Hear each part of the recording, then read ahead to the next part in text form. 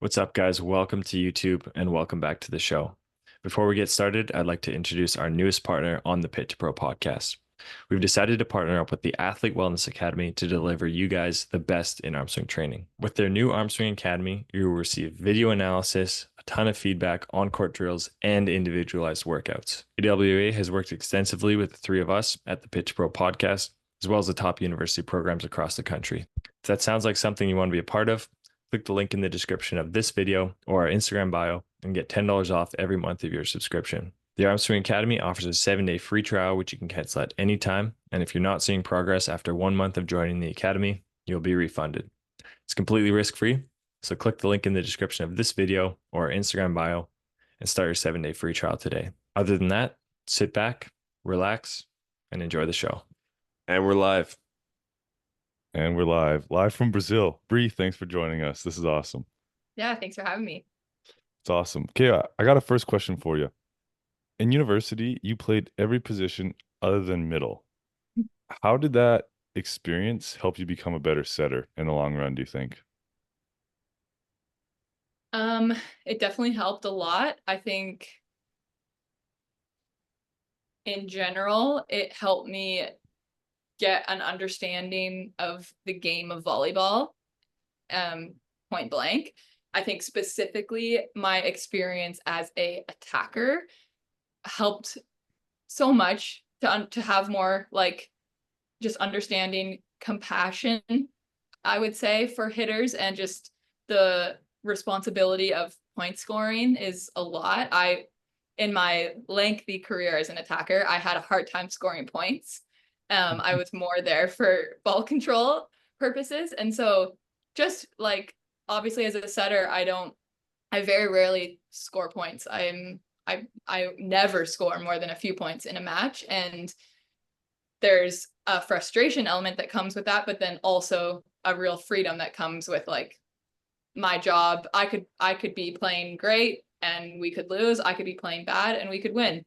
But as a point scorer, if we're not scoring points, it's really hard to win games. So I think just that pressure of like, it's up to you, it's up to me in that situation, helped me kind of view the attacking and setting relationship as it's got to feel like a team effort, or else it can become a lot.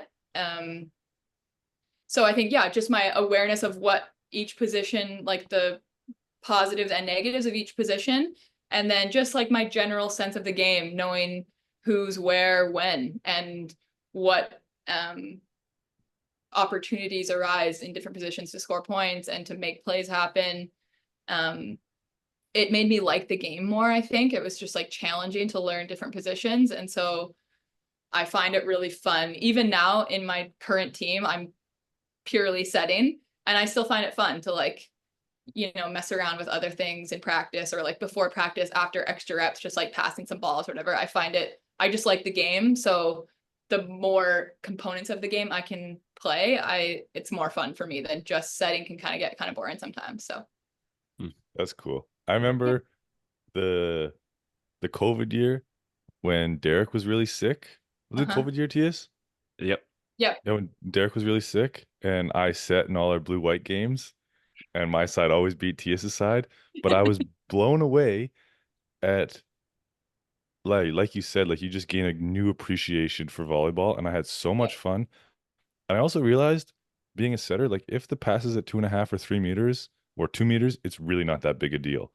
I remember when I was passing, I was like, gotta get perfect, gotta get perfect. And the coach was like, put it perfect. I'm like, you don't need to be perfect. I can set everyone from here.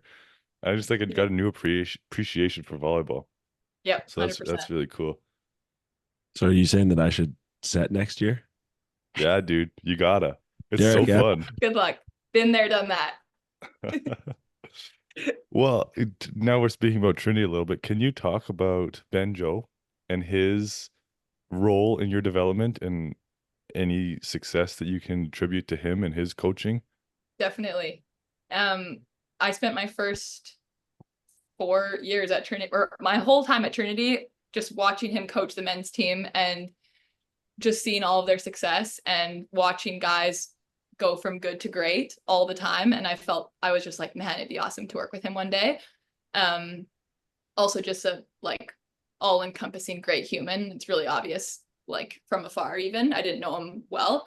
And then he was on staff my first summer with national team, and he was definitely one of the main voices, I would say, when I was a young setter, that was always reminding me of what was possible, like in a healthy way, but just keeping me humble. Like, you're good, but you could be great if you actually, put your head down. And I always felt like from afar, even, like he believed in me, but it was like this great balance of belief, but very high expectations for like work ethic, commitment, training. So that just, like, when I think about Benjo and what the impact he had on me, I would just say, oh, he taught me how to really like work hard and like train, like learn the skills and like be okay with being really bad at them at first. And so he taught me a lot about just general volleyball knowledge, but also block defense was his main role when he was our coach, our assistant coach, and helped me a lot. Again, it was like this, Brie, you're a tall setter, you're capable of being elite in these areas and you're not yet, but like, let's get to work and it's possible.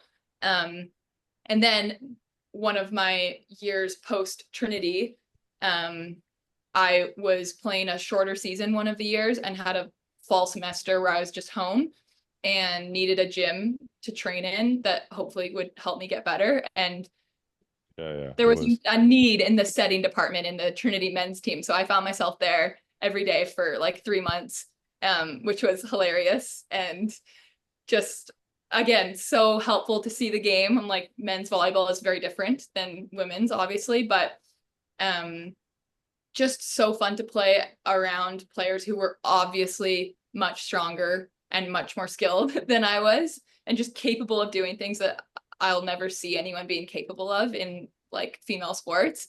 And like, just to experience the culture of the team and all of that, it helped me a lot. And also Benjo was just like, acted like I belonged in that gym, even though every day I was like, just don't die, just like protect your head, really.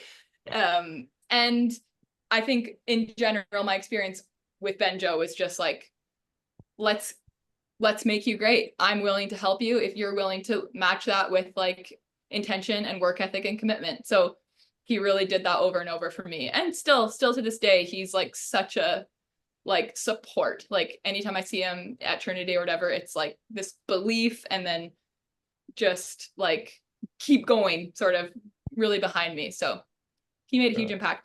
That's really well said. And it's fun. Like sometimes coaches are like, we're going to get here, we're going to get there, but it's going to suck. And we're going to do this and do that. But it's not like that. It's like, it's going to be fun and we're going to fail and we're going to learn and we're going to try these wacky things. Totally. Yeah. And like, I don't know how he does like balancing human and player maybe better than anyone I've ever seen. Like, he himself is like obsessed with volleyball, but family and like his life is even more important to him. And I'm like, how do you balance that all? And like he displays it, but also even with you guys, like he was your coach, you respected him, but he was like your friend too, and you could really feel that, which I think is really special. I don't see that a lot. Yeah, 100%. Yeah. What were some of the other changes you had to make to go from university? I never saw you play in university, but it seemed like there was this insane growth right after you left, and to be one of the best in the world within a couple of years. What were some of the changes you had to make?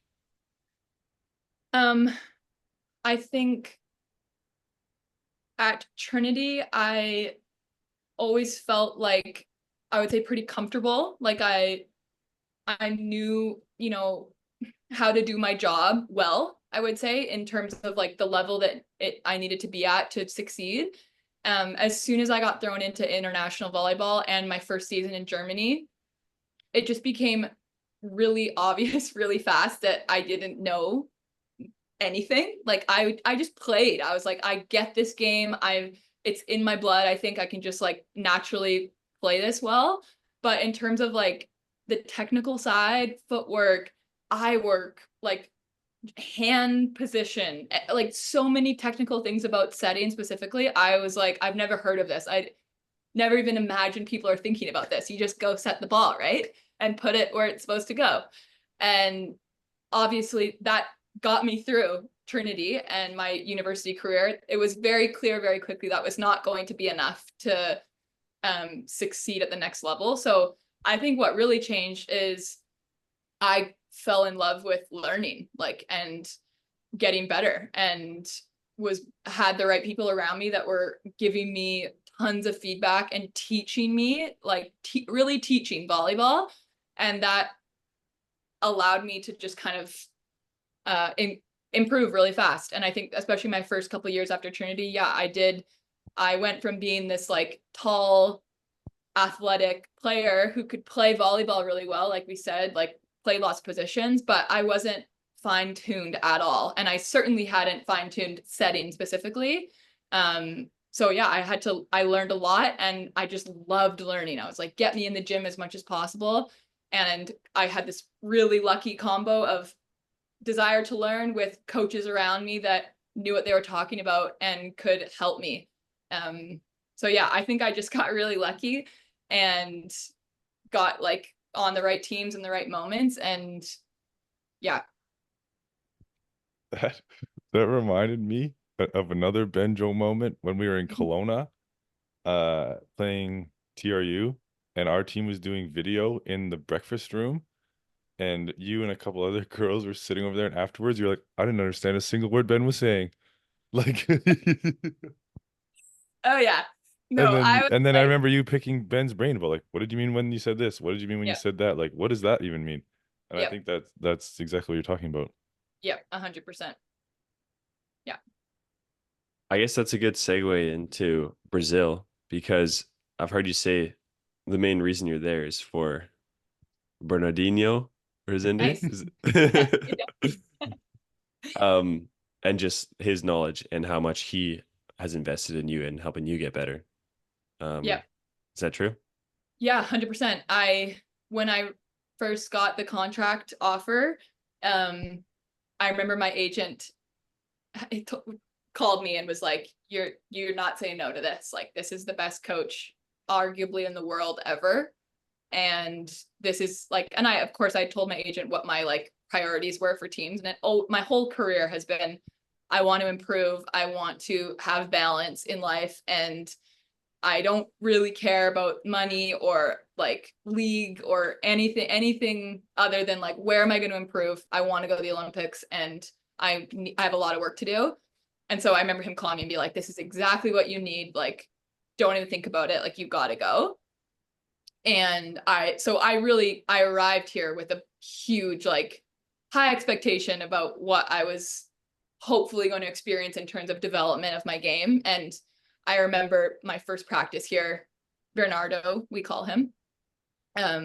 He was like, he just sat me down and was like, you can be the best setter in the world. Here's the things that you need to get better at. We're just going to grind for the next, as long as you're here, and get you there.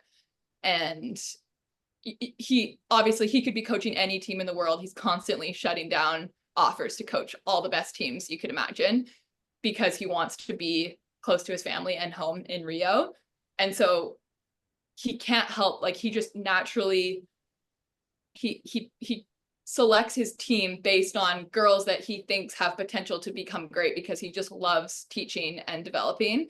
So I really felt right away when I got here, like, I'm here for a reason. Like, he really sees something in me, and not just him, the whole staff. He's got the same staff for the last like 30 years. They're all volleyball geniuses, and it's a long list of players that have come through this club and leave being world class. And so I kind of knew what I was getting myself into, and this is my third year here, and I obviously technically have learned a lot. It's impossible not to, but way more than that. I think, especially as a setter, all the like intangibles of leadership, game awareness, game planning, just like the ability to win in a match, all of that has been like, I've just learned so much, because it's hard not to learn when you're around the best in the world. The whole staff, they've won multiple Olympic medals.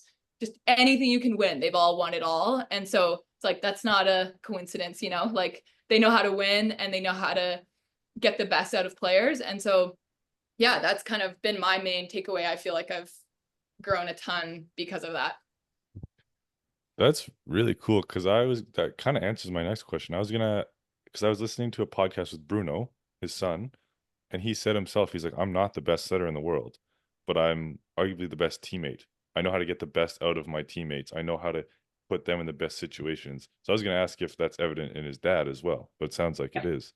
Yeah, it definitely is. And this is obviously my third season, and I could just name a bunch of girls who arrived at the club one way and left a completely different player. And it's not just like skill, it's really this like confidence, ability to perform when it matters. It's like, that's all it comes down to, really. Like, can you score the point when it's game point for the other team? It's like all the rest is kind of meaningless if you can't do that. And I think that's definitely oozes out of Bernardo, and his work ethic matches that, like, desire to improve with that. So yeah, that's kind of the culture of the club. I would say we don't have the most money or resources or whatever, but we have this culture of like, everyone is committed 100% to getting as good as they can for the sake of the collective group. And you can feel that all day, every day. Can you teach someone how to win? Like, is it possible, or can I personally? If you were going to try, what would you say? I feel extremely unqualified to do that, but if I had to, I would try. I think it's possible 100%. I think the main ways you learn is trial and error in the big moments, like really evaluating, like, obviously you're not going to get it right all the time, but if you're in a tight match and a fifth set gets lost, that process of, okay, where was my head at? What was I thinking? What did I do at 14 all? And was it the right choice? And what was I thinking about? And was my focus where it needed to be? Was my game awareness where it needed to be? And if not, what was in the way of that? What was I thinking about? And I think specifically for a setter, like, the feeling of the game and awareness of how players are performing, but also feeling, and the emotional, obviously volleyball is so emotional, but as a setter, I have to be so in tune with that. And normally for me, the second that I'm not, or if I feel my emotion skyrocket or deplete, that's when I usually make bad decisions when it really matters. So I think to be a high level volleyball player and to win games, you have to be great at making decisions and executing when it really matters. It's like nothing else matters. It's like, can you do it when it's hard? And then to get better at that, it's like, do it. Like, go play for teams where winning really matters. Get in leagues where you're not losing all the time, where you do have pressure to win. I think that's been all throughout my career. That's been a huge value of mine. I don't want to go to bad teams and bad leagues. I want to play for the best.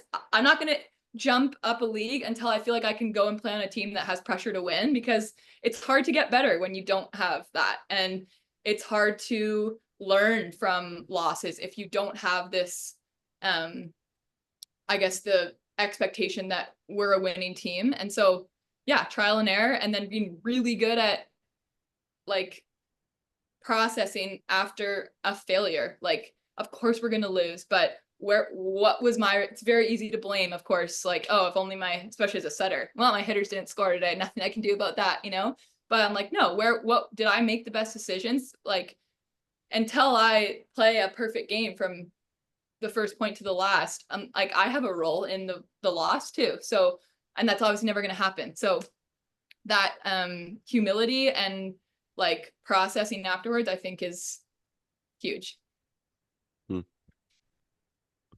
What do you think? I'm going to jump to the summers a little bit here. You guys on the national team have obviously also come a very long way. and are so close to cracking that Olympic spot.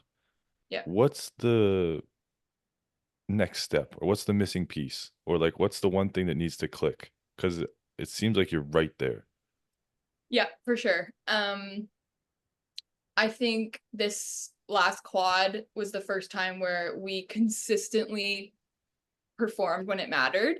Obviously, there's been glimpses of that in like quads past, teams past, and even for us, like our first summer together, this quad, it's like you kind of get this feeling like, whoa, can we do this? And I think maybe we can. And then you back that feeling up with a win against a big team and kind of feels like anything's possible. And I think really the next step is like maintaining that. Like we don't want it to be we don't want the story to always be like, wow, Canada upsets this team, unbelievable. Like we now I think have gotten to the place where it's like, no, those things just happen regularly. We play at the same level as the best teams regularly. We have terrible games very rarely, of course we have them, but it's not like a roller coaster ride anymore. It doesn't feel like, at least to me. And I think just maintaining that, like obviously we haven't played in like do or die situations much where we really felt like we can do this. Of course, we've had Olympic qualifiers where it feels like a long shot or like a miracle needs to happen. And I think the last few years has really felt like, no, we are prepared, we are capable, and the pressure's really high and the stakes are high. But kind of like I was saying before, you need opportunities to play at that level with that kind of pressure to get confidence like under your belt that we've done this. There's been do or die moments that we've done it. And so that gives confidence for the future. And I think that can't come unless we maintain a certain level. So I really think that we've just sort of hit our potential and are really obviously growing. Hopefully there's a lot more, but maintaining that and to the point where we walk into those do or die situations and have, I guess, less doubt, less fear than we would have a few years ago. Because definitely, even in this last Olympic run, we nearly qualified in the year previous in the like Olympic qualifier tournament. We were like, it was a 1/5 set 2-point turn that would have done it. And then again, obviously we had this do or die match this year. So we're getting the experience in feeling that, and what does it look like to play at the level we normally do regardless of the stakes. But I think that's the key, is like, how do we got to back that up now and maintain it so that we can be more prepared when those opportunities come up. That's cool. And Ben always called those battle scars. Like, you Battle can't scars. learn from something unless you've gone through it. And now you have Yep. those 2 years of battle scars, and you know what it takes. You know what it's going to feel like. You know what it feels like Yep. when you lose, and you want to, not that you want to play not to lose, but you know what it's Yep. going to feel like if you lose. Totally. I kind of just want to jump back a little bit where we were talking about how you like you take ownership for setting a perfect game. But from, obviously you're a very accomplished setter, what in your eyes is like the best characteristics of good attackers? Like what makes a good attacker for you? I guess is my Great question. I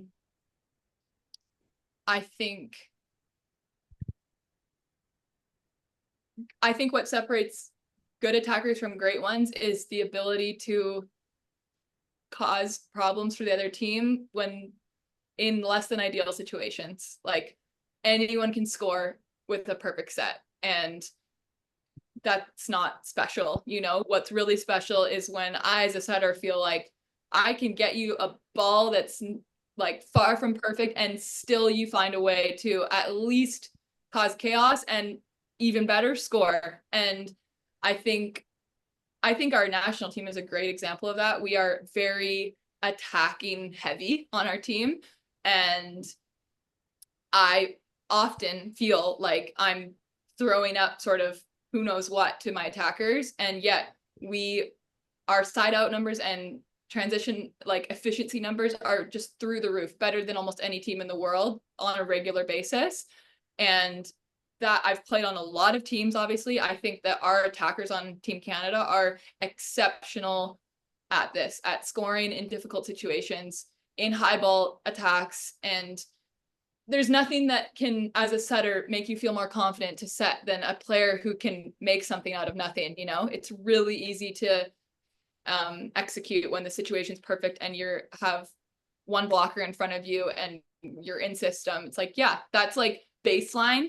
And then all the best attackers in the world have great vision of the block. They have great awareness of the defense that's coming up against them. And they find ways to make points in bad situations. And that's, I would say, personally, what I value the most in an attacker. Like, can you deal with the fact that I can't get you a perfect ball every time? I'm trying, but I want to be able to have so much trust that I can just chuck it to you when I feel uncertain, when I feel off balance, and you can still do something with it. Yeah. That's actually really cool. I had a conversation with one of our setters last week where I went up to him. I was like, hey man, like, I'm so sorry. Like, you were having a bad day and I made you look so bad. Like, I actually went up and I was like, dude, it's not my job to make you look worse. Yeah, like, it's my job to make you look better. And I think, totally. yeah, that's cool that you're saying that, because I think Yeah. that's a classic U Sports sin. It's like, oh, the setter's not good enough. Oog, were you on the team when Ben told us that Paul Carroll quote? Probably. He talked about Paul Carroll quite a bit. Well, he said there's no such thing as a bad set, just bad footwork. Yeah. Whereas, like, if the ball's above the tape, it's your job Yeah. to figure. Like, the setter's already touched the ball. Like, Totally. they did the best they could. They're not trying to sewer you, although Yeah. I think that does happen in pro sometimes. I've heard stories, but for the most part, they're not trying to sewer you. And now it's up to you to get your feet to the ball and make a good decision. Did you ever work with Bruce Edwards at like any sort of thing? Because he always, and this was like from when I was like 13, the only thing I remember is he always said, you can't comment on a setter's set unless you kill the ball. So I think like a lot of the times, like, guys come down, they'll hit a ball out and they'll be like, on the way down, they're like, yeah, there's a little higher, like, a little tighter, you know, like. But Bruce was like, no, you can't say anything unless you kill the ball. And I think that's a great rule, because you're just going to go around in circles chasing each other's tails about, oh, higher, tighter, looser, whatever. Like, I don't know. Well, I think it's kind of neat. let's ask the setters. Tias and Brie, what do you think about that? Well, I really like what Brie started with when we were talking about playing multiple positions. Like, it's a team effort to make things work. Like you said, Jess, as soon as it leaves the setter's hands, it's like they have no influence on anything. So go help them out. They're going to do the best they can, and then you got to do the best you can. I feel like it's as simple as that. Yeah. The problem happens, like, the pressure on a setter is like builds exponentially. I think the more sets you miss, like in a row or in a match. And that's one of the things that is like tough about setting, is how much negative influence you can have on your team as a whole. Yeah, like missing a couple sets in a row and like the whole vibe of the team is just dropping slowly because of you and your inability to locate. So that's a weird pressure. That's difficult to deal with. What do you think about that, Brie? Well, I think- I want to add to that. Sorry. What about the players who, like, or the hitters that it's always the hitter's fault? Like, oh, my bad. I got to be later. I got to be faster. I got to jump more. Not Because helpful. I feel like that's just, yeah, exactly. That's just as bad, right? Yeah. I'm actually on a team right now. I have both of those. I have like the whole spectrum on my team. And usually you do, but I obviously there's a fine line, because I think some setters struggle with feedback from hitters. Personally, I want to be like constantly talking to my hitters. Like, I'm like often tell my hitters, you can't say enough, like say more than you think you can, because I want to hear it. But that only works with attackers who are self-aware and like approach is consistent, footwork is consistent, the speed that they want is consistent. If the like things outside of my set are consistent, then there can be really great dialogue about the ball. And I'm actually fine with Alexa Gray. Actually is a great example of this. she is extremely consistent in terms of her approach, footwork, tempo, all of that.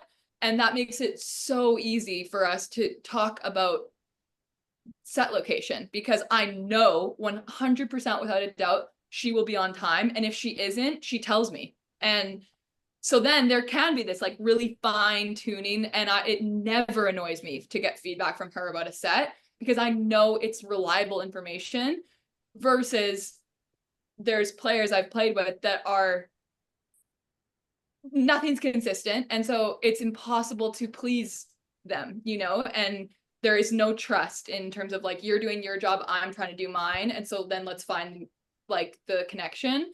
If things are all over the place in terms of the hitter individually, what they're looking at, what their shots they're making, their vision, their approach, their timing, it's impossible, you know, to get on the same page. So definitely there's two kinds of, I guess, evil in that sense, like too much talking and not owning up. They're like, no, you were on time and that ball was too low, and I want to know that, versus, or you can't solve any problems with sets that aren't perfect. Both of those are like really unhelpful, I think.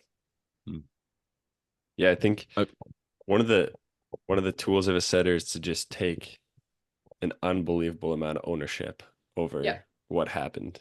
You just take everything, take all the blame, and then I feel like that just frees up hitters to, like, you know, whatever, protects their ego a little bit, so then they feel comfortable saying what they could have done better. I feel like setting is just kind of, you just eat a lot of crap, which is fine. Which you kind of, it's got to go somewhere, that like ownership. And fortunately for setters is that we don't, that pressure I was talking about before of having to finish the point, having to score the point, we never have that. So I think we can handle so much more of that because we aren't the ones attacking the ball in the final moment at game point, you know? And all I want is for my hitter to feel as confident in that moment as she possibly can.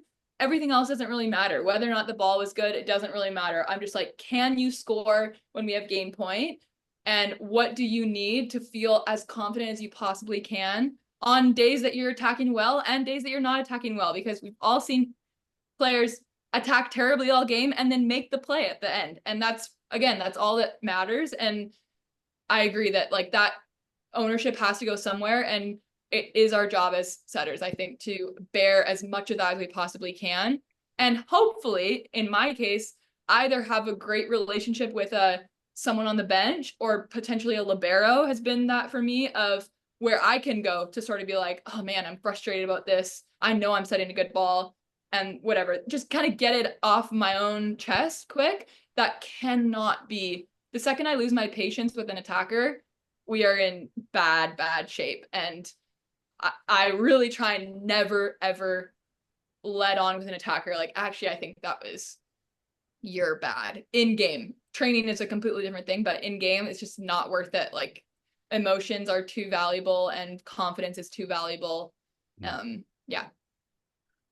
Okay, talking about confidence, is your playing style, like, are you a genuinely confident person? Like, is that your playing style, or is that something that you've learned to play like? I'm naturally a confident person, I would say. It definitely translates into volleyball.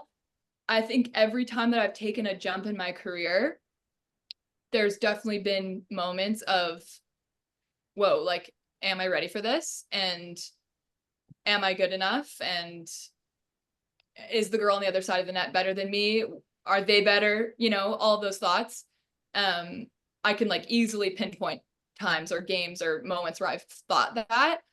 I think my path from thinking that to working my way to believing like, no, actually, I'm like 100% capable and I'm ready for this, that is probably easier for me than the average. I think it's always been that way. I've always found it like I can get there pretty quick, and sometimes that takes a whole set or two sets, honestly, and it absolutely affects my game. If I'm feeling a lack of confidence in my ability to set the situation that I'm in well, I set worse always. And maybe that's a sign of my own mental weakness, but I think I'm not great at that because I actually don't struggle with that much. So when I do, I'm like, oof, this is impossible to like overcome. But I think especially on the court now that I've reached a level where I very rarely don't feel confident, but I can remember even our Olympic qualifier, there's moments of like, I really hope I'm good enough for this because it's really going to matter if I'm not. And even I remember in our game against the Netherlands when we lost, there was a set. I can like remember the moment I set a ball low, I think, to whoever was in position 4. And I remember thinking at the end of that point, like, if I do that too many times this game, we're going to lose. Like, and I can't do that, you know? And obviously that's a very specific situation where the pressure is really high. Points did really, really matter. That's not the reality of volleyball for the most part when you're playing a long overseas season. But in that moment, I remember thinking, I literally went to the bench and talked to our setting coach, Vinny, and I was like that didn't feel good. Like I feel a bit like nervous that if that happens too many times, this isn't going to be good. And I remember him saying, you're 100% ready for this. You have everything you need. Go do what you do every single day. And I went back onto the court, reminding myself of that. Like, I don't have to do anything special. I miss sets in practice too. And that's going to happen. Just go do what you do all the time. And I think that it was a quick sort of turnaround, but those moments come up for sure. How fast can you get back to feeling like shoulders back, head high is what's going to help, I guess. Well, yeah, and you didn't forget how to set a ball to position 4. Yeah. Like that's one of the biggest things, the biggest thoughts that gave me a lot of freedom, especially this year. Is like I didn't forget how to pass a float serve.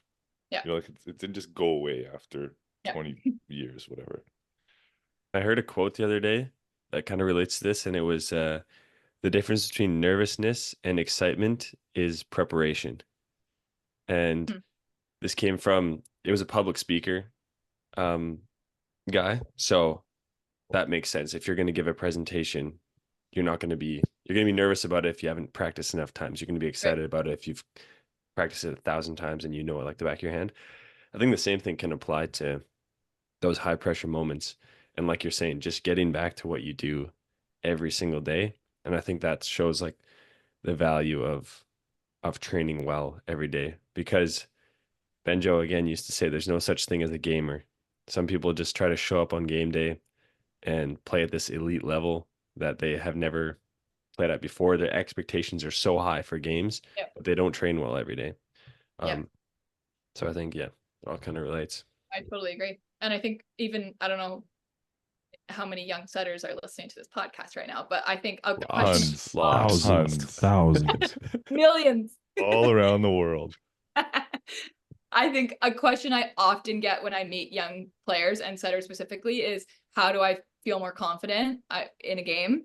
And I really think like what's helped me is exactly what you're saying. Training like every day matters, because if you train half-heartedly and you get to a game, there's no confidence that I know the level I can play at. I know what I do every day is exactly what I'm going to do today. You have to build that confidence. Where else is it going to come from?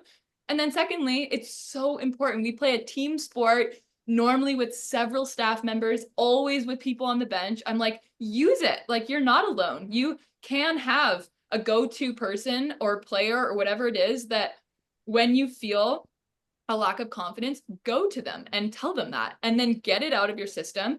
And hopefully you have a relationship with someone that you believe them and what they say matters to you, and them saying to you, like, you got that, go do your thing.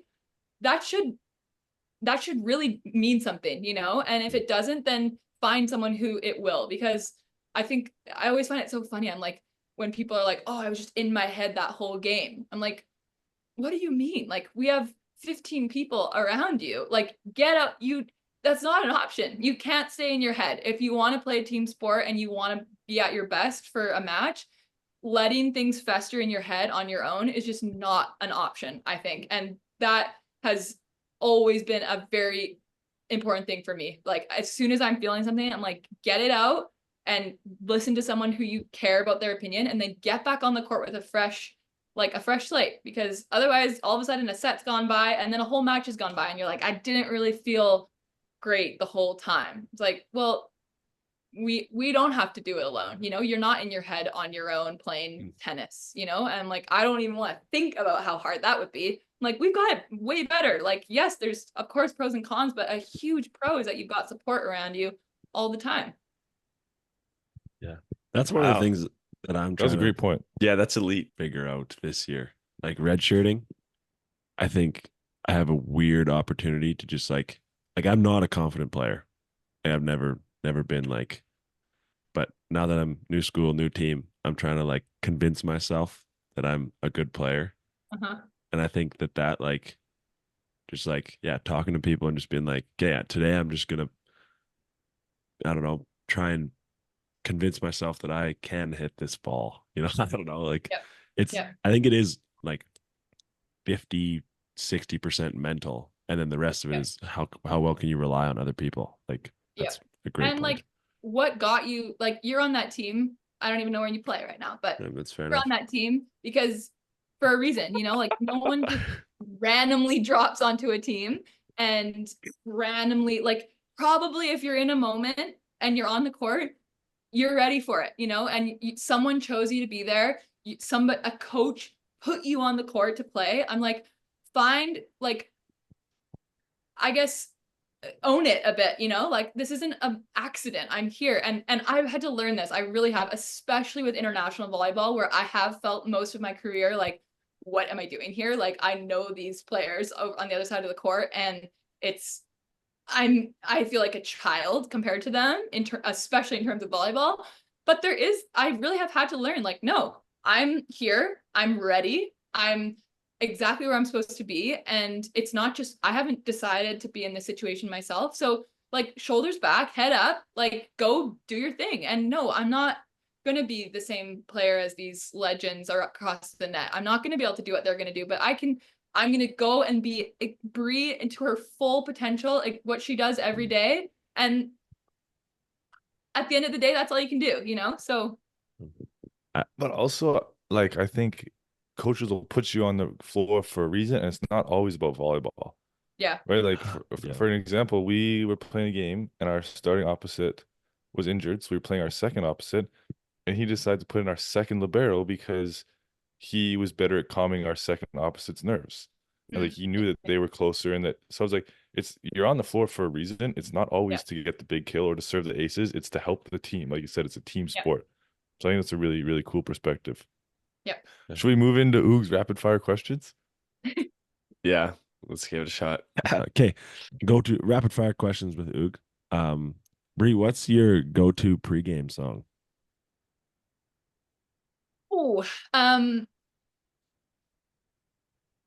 I really love Hardy.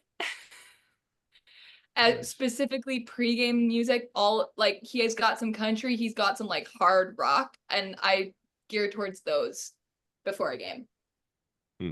Beautiful. Yeah. Do you have any specific songs from Hardy? Like Truck Bed, perhaps, would be probably Nice. My PR song in the weight room is 30-06. Oh, that's sick. Good one. That's That's a good one. Yeah. Okay.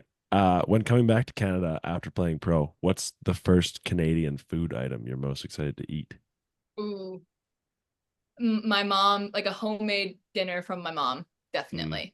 I'm not a Nice. good cook, and I don't feel like I ever get like a hearty, warm, like, mom's food, obviously, when I'm away. So that.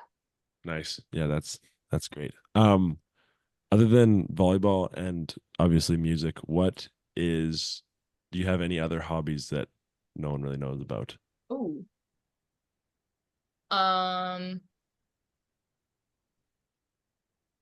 I love the beach. I live in Rio, so that's a big hobby, I would say. I love volleyball, but I'm really not like obsessed with volleyball. So I think balance is very important for me. I'm a terrible volleyball player when I don't have time to like just be a human. And in general, I have like a church in Rio, very plugged in there, always kind of like around there with people, kids, love seeing kids, just, you know, things that fill the tank instead of volleyball all the time, you know. Yeah. I get that. Like imagine doing a volleyball podcast. Like, ooh. I know. And on Sunday, our day off. Yeah, 10:52 on a Sunday. Dang. Okay, my last two questions. What are your favorite playing shoes that you've ever worn? Ooh. Well, I'm sponsored by Mizuno, so obviously Mizuno Wavelength. But you have to say that, right? I do. Yeah, how much are they paying you to say that? 150K. I do love them. I'm the least picky shoe person for volleyball. I'm like, give me a tennis shoe. That's what I want. Like light, small. Spend most of my time running around. So I don't need support. I don't need color. Just, I don't really care, honestly. Just white and tenny runners. Nice. Last one is, if you had to play an individual sport, Ooh, what sport would you pick? easy tennis. I love tennis. Okay. Cool. I am not good at tennis, but I love Nadal. I mean, so good. And that concludes rapid fire questions with Oog. Nice. Hell Luke. yeah. Yeah. Well, I was just Take saying, it I easy. think, SAT? well, I feel like we should chat about music a little bit Yeah. Fun. because yeah, we had Kofi on last episode and it was like really interesting to hear. Yeah. He's basically living two lives at an elite level. That's nuts. And some of the stories from his time recording in LA and stuff and hanging out with Drake and LeBron James and Max Verstappen was ridiculous. So Insane. basically what is music for you? Is it something that you would want to do after volleyball, or is it just a Good pastime for fun, or like, what is it for you? I think I have always like played music, sang. I always loved it. I think in the last like 5 years, I definitely have been writing more music than I did when I was younger. And I think probably realized like, oh, I can do this. I don't know how. I couldn't teach you how. I've never really learned anything. I think it's just kind of in me and just naturally comes out. It helps me process and just like, it's a really fun creative outlet for me. I think when I first was writing, I kind of was like, maybe this could be fun to pursue. And like the thought of touring and recording and all of that sounds really, really fun to me. I think especially in the last year or two, I think I've obviously gained this like following. I have a bit of a name in the volleyball world specifically. And as I've experienced that, I've just sort of simultaneously experienced this like drastically less desire to be known and to be in any way famous or have like that public, I guess, recognition. And so I've felt sort of my desire to really pursue music kind of drop because of that. And I think that's a result of just like the way I think it really did like fire me up for my first couple of years of pro and stuff. Like, this is so exciting to be known and popular, and I want that more and more and more. And as I've grown up as just a human, but also I think kind of like figured out faith and God and like, okay, what is the most fulfilling way to live my life as Brie, like who is in the public eye, who is playing volleyball at a high level, who has this music thing going on, like what is the best way to do it? And that's gonna lead to the most like lasting impact, I guess. And I'm not really sure. I haven't really landed somewhere. I just sort of feel like I just want to live a really simple life. I want to be out of the public eye. There's just a lot of inevitable negative that comes with like popularity that it's just really hard, I think, when we're young, especially, to like fight against that. And so my current demeanor towards it is sort of like, I just don't, the less people that know my name, the better, is kind of how I feel. That being said, I do think I have a natural God-given ability to play volleyball and to write music. And so I don't want to waste that. And so I think after volleyball, I could definitely imagine myself writing more. I love writing and I find it comes really easily. And there's a lot of like pathways you can take to write professionally and to make money off of it and hopefully to impact people from it. So it's really a super side hobby right now. I'm just writing about my life and like exciting things in my life and things I'm processing and about other people in my life. And then maybe one day that will become something, but I don't feel like I have the like big desire to like, let's get my name and my music out there. It's really just like, something small on the side, I guess, for now. Yeah, That's that's cool. I like hearing that. It's really interesting about the popularity thing too, because that is so big these Yep. days. I feel like that's the new social currency, is like followers Definitely. and views and all Definitely. that stuff. But I think like most people, I would say, would rather not. But it's Yep. just kind of the standard these days is Yep. to be big, Exactly. or And bigger you than you can are.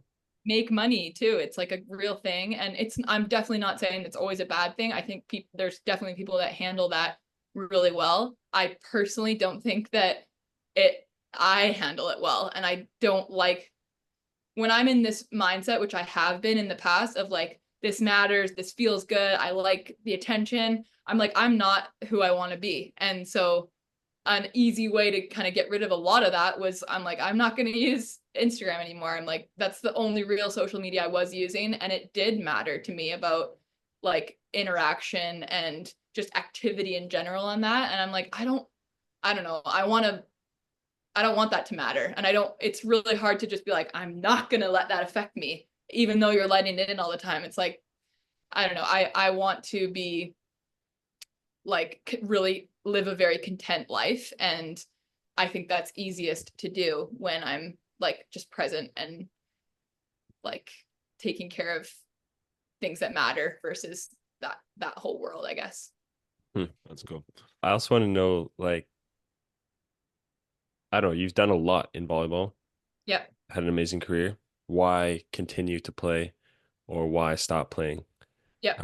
We've had a lot of guys that are just on the edge of almost retirement come on, so Yep. it's always interesting to hear. Great question. So I've definitely started every time there's an end of a quad, you kind of just start, you get kind of existential and it's like, what's coming, what's after volleyball. And I think this Olympic run, especially after it finished for me, it was like I did feel a shift in like, okay, I'm about to be 27. I'm well into my career now. I might have a few more years left in me. But it's sort of this like, is it worth the sacrifice of being away from home to keep playing and making money? Like, you always have to ask yourself that. And I think in the middle of an Olympic run, it's like a no-brainer.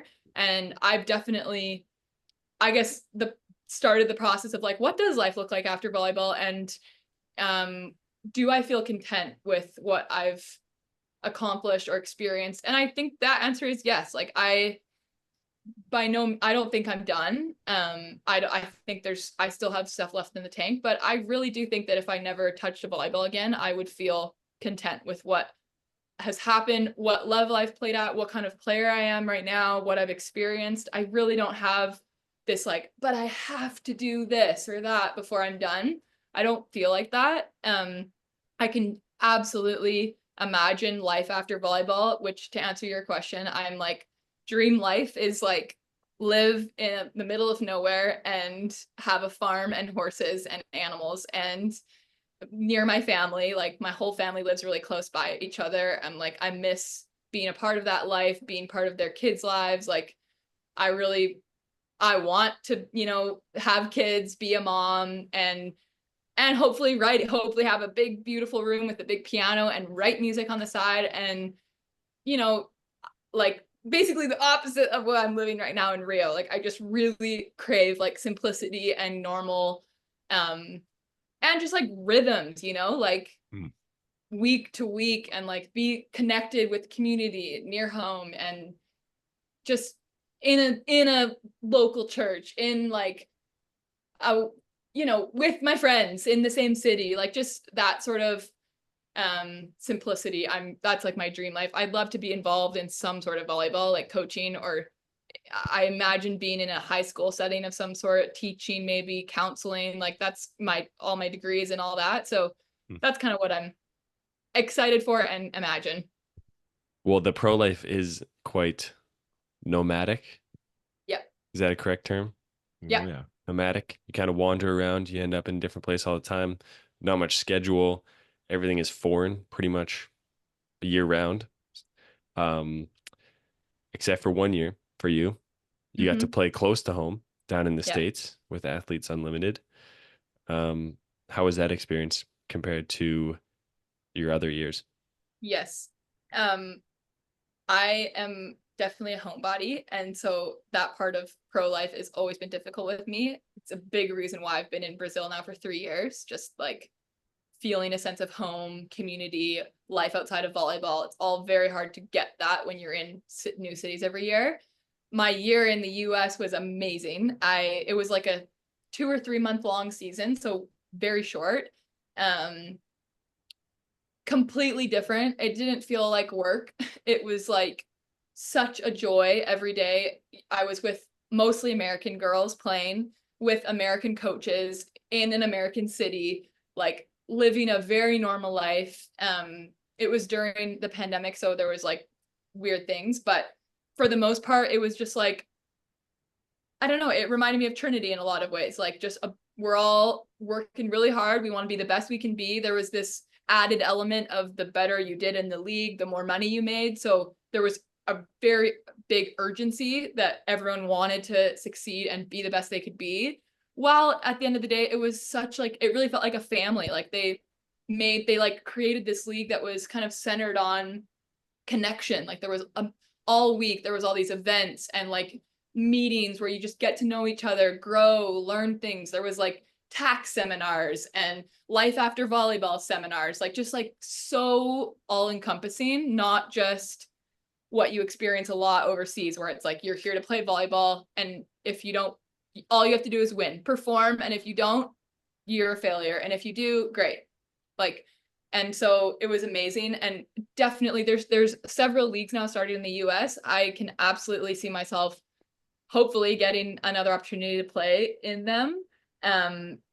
It kind of just blows open the door of like what's possible as a professional female athlete. Like until now, if you wanted to play high level volleyball, you must go overseas, right? And it's just a completely different thing you're signing up for to say, I'm going to go play right next door, you know, in the US versus, you know, in the same time zone as your family is, one flight away. You could go home on weekends, and like it's just a completely different thing than shipping you off for 8 months with no breaks in a foreign country in a completely different time zone. Like, so I'm really excited about that. It's, I think, an amazing thing for obviously Americans, but Canadians as well. Just hopefully opportunities just keep coming in that way. I really hope, I want to get back there for sure. For the people at home that might not know what it was, can you talk a little bit about the drafts and how that worked? And then also, Yeah. like, I'm curious about the pressures that came with that because there was a couple weeks or 1 week where you were a captain, right? Is that Yes. true? Yeah. Yes. It was wild. So there was like 44 athletes, I think, 4 teams every week. But it's just one big pool of athletes. And then based on your individual stats from the games, you would get ranked in this big point system that was like someone came up with it. You know, okay, I'd get 5 points for a dig, 10 points for a block, 1 point for an assist, 8 points for a kill. All this huge system would rank us all, and then whoever was in the top 4 seeds became captains for the week of games. And we had a live draft every week where they would go through and one by one, like any draft, pick a team for that week, which was insane. Like, just such a different experience. Obviously, playing with different people every week was wild, but also this feeling of like, okay, I hope I'm, you know, someone's getting picked last, you know, and that's not fun. And we're all a bunch of girls, so there's just a lot of like, there's just so many elements to it. And I fortunately had, I guess, I felt like I was at a point in my career at that point where I was like, no, I had a lot of confidence. I felt like I could bring something to the table. So I didn't struggle so much with like, I guess, but it was hard. Like it was like someone's putting like these girls are choosing how valuable I am every week, just my peers. So, and everyone's going through it together. So there was definitely a different kind of pressure. Being a captain also, I felt so bad. I'm like, my last couple round of picks, I'm like, they're jumping into the group. I'm like, I just want you to know, like, you are just as valuable. But this is why, like, the strategy of the timing and everything, like, I'm like, nobody wants that. So yeah, it's wild. It's still going on and still like super successful. But yeah, very different just culture in general with that whole league, because if every team was switching up all the time, and you're competing individually, but then you got to get points together as a team. Just wild, really wild. Yeah, I wow, just want to go. that's ridiculous. Yeah, This sounds fun though. It felt That like takes- summer camp, honestly. that takes like fantasy football to like a whole nother level. It's not like Yeah. it's like actual Yeah. people. No kidding. Okay, we have a question from a listener here. What has been your favorite pro volleyball experience? The first thing that comes to mind is my first year in Germany. I very randomly, luckily got on a great team in my first season. I was very underqualified, and then we had a hard up and down year, but we made it to the final of the German Cup. And we were playing against a monster team that should have definitely walked over us. And we won in 5, 16-14 in the fifth set. And it was in this stadium with like 20,000 people, and there was fireworks, and like, it was insane. I was literally like, I was in shock. Like, I did not know this existed in the world, coming from Little Trinity. So that was, when I think about like my favorite game or favorite moment, that felt like really like, this is so cool that I get to be on the court right now, and all these people care about this game. Very fun. Okay, well, this one's not from a listener, but I want to know what's been the low point of your career, because everyone's going to have those. And what did you learn from that? What would you tell people that maybe are feeling like they're in a trough? Yep. Lot of different ones come to mind. It's hard, living away from home and experiencing wins, hopefully, but also a lot of losses. And especially as a foreign setter, there's always a lot of pressure, like a lot of responsibility. Like, if we're winning, it's great. And if we're losing, typically it's largely my fault. So, and at least that's what it's expressed. So I remember I could very easily pinpoint a moment in each of my careers overseas where I felt like, we're losing games we shouldn't be losing, and I am holding that responsibility. And maybe that was being communicated to me, or maybe it wasn't. But I was feeling it. And the low moments for me are when it's like, the team's not performing and you're a big part of that team. You don't speak the language as well as you would like to.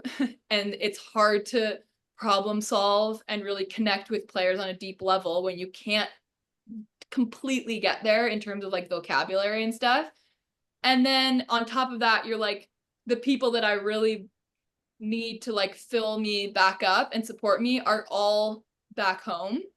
And I think, so I could give you, like, I literally could think of a moment in every season. It's always the same. Usually it's one moment. Usually it's right after Christmas. It's like, you just got to see your family, and then you got this second half is just like, feels long. And normally, personally, what I've done is find a way to connect with your teammates, like, especially if you're overseas, but this totally applies to like athletes in Canada or wherever too. Again, volleyball is so emotional. If you're not connected emotionally as a team, especially girls, I think, I don't know exactly what it's like for men. I'm like, it's very hard to perform well together. So that usually means, for me, go and have the one-on-one conversation with the player that you're struggling to connect with, or or struggling to relate to on the court, or it just feels kind of like, this doesn't feel good. You know, I don't feel like I know what to say to you. I feel like you're mad at me, whatever it is. And dig in. And if that means getting someone to translate for you, I've done that. Like, and it's not fun. It's like, this feels like my job is just to play. And now I'm having to like, you know, really invest here. But it's not going to be enjoyable. You're not going to be able to perform if you feel like there's a lack of like connection, especially emotionally, I think. So that's been something I'm like, go and have the hard conversation. You have to. And then second is like, what fills you up? You know, like usually when that's happening, it's because personally, I'm just depleted, you know, my like battery is low. And usually it's when for me, it's just been practice, games, nothing else. I'm like, go and schedule in time with a friend in wherever you are, or a family member who's completely out of volleyball, and go and like fill yourself up with something that's nothing to do with volleyball. Like, it's so easy for us to be like, this matters so more than anything in life. And when volleyball's not going well, then it really affects you, you know, and it has affected me. But I think kind of stepping away and like, okay, for me, maybe it's writing, maybe it's at church, maybe it's friends, family, whatever.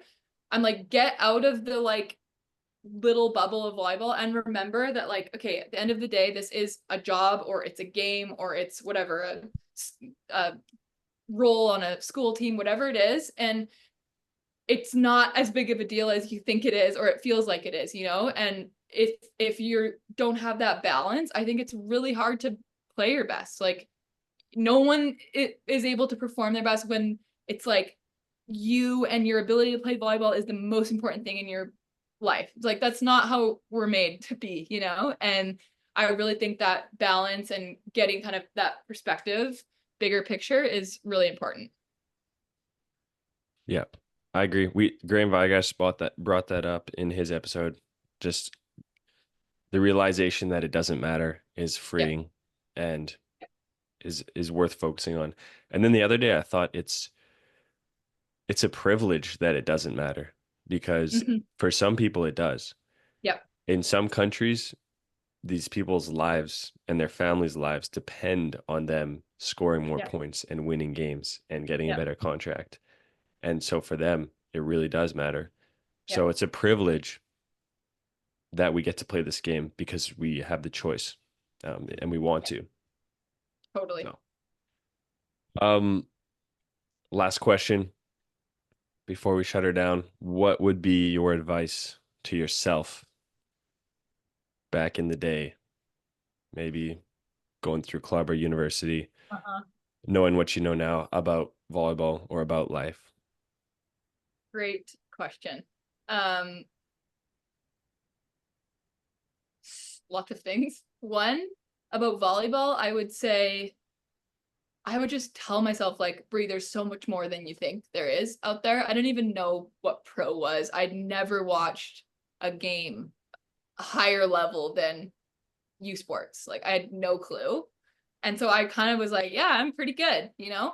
What else is there? And just sort of like, I think that would have humbled me out a bit. I think I definitely had a level of arrogance about me and my game when I was younger that just is like so embarrassing now. Like, I'm like, how pathetic.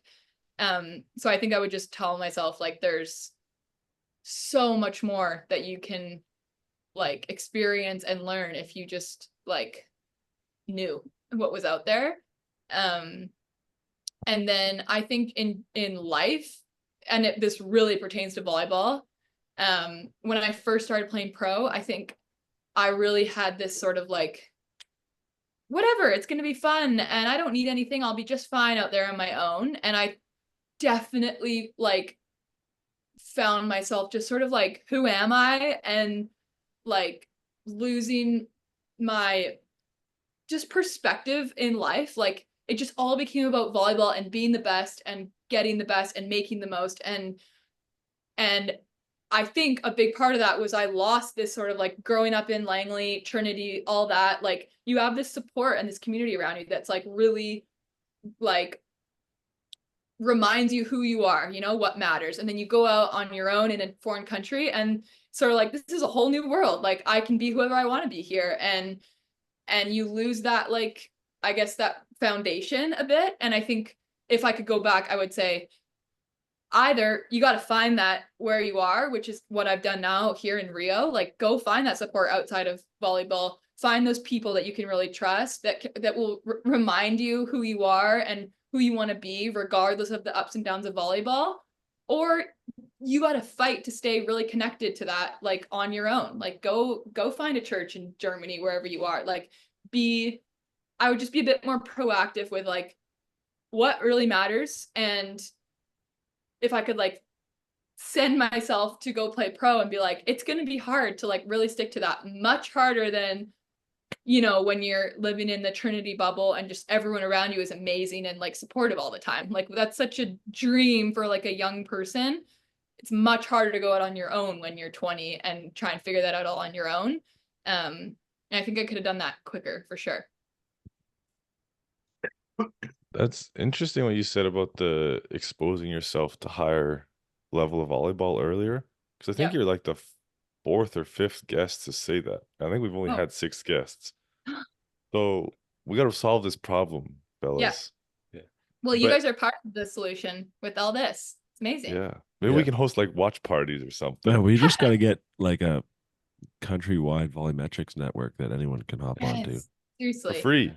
For free. It's a free volumetrics Free. network. Game of the week. Here you go.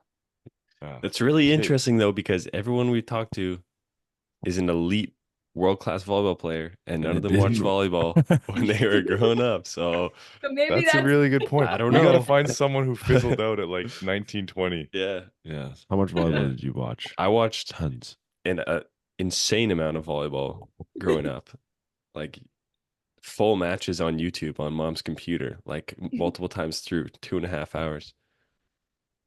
And That's look at me, terrible. What did you do? washed man? up at Wait. 23. What else did you do? Washed up. Oh, That's man. funny. Alrighty, Yeah. that was awesome, Brie. Thanks for coming on. Yeah, of course. Thanks for having me. What a pleasure.